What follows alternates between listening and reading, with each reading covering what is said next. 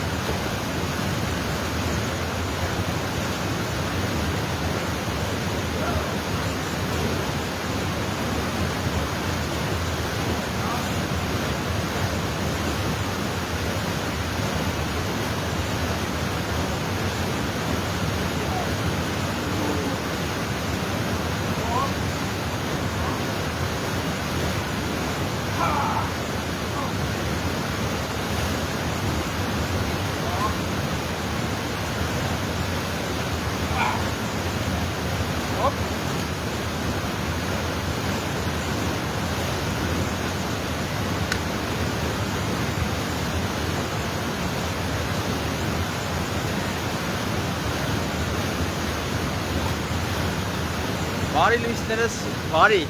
ինչպես միշտ։ Հիմա կասեք սառը ջրով լողանալը բոլոր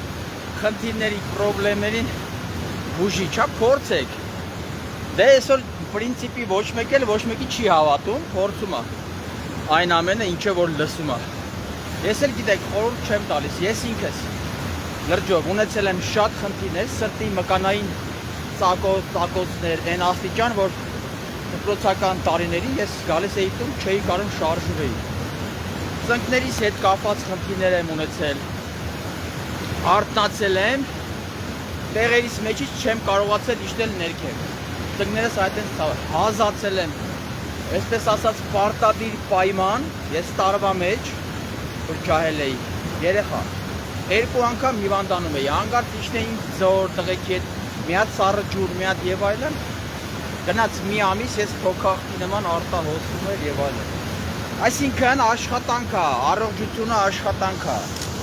Ու քունն էլ է, քունը ինքը հատուկ ռեժիմ է։ Պարկում ես քնելու համար։ Ոնց ես գնում աշխատանքի, պետք է աշխատես, չաշխատես, այնտեղ քեզ կասեն, չէ, եկել ես պետք է աշխատես։ Չես կարող գլուխ բայես աշխատանքի տեղը։ Հիմա նույն ձևով երբ որ մեզ վերահսկող չկա, կարող եք յոգայով չզբաղվել, բայց ինքներդ ձեր միտքը վերահսկեք, պարկում ենք քնելու համար։ Այսօր այսքան, բայց խոսենք բարբերաբար քնելու մասին, որովհետև եթե չես քնում, ես ասում եմ բժիշկ չեմ, ես յոգին եմ, ես զգալով եմ սա արել, 29 տարի է արդեն։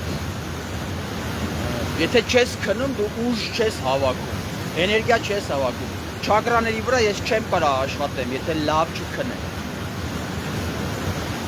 Պարկեք հատուկ քնելու համար, ռեժիմ կա, միացրեք, որ քնում ենք։ Всё,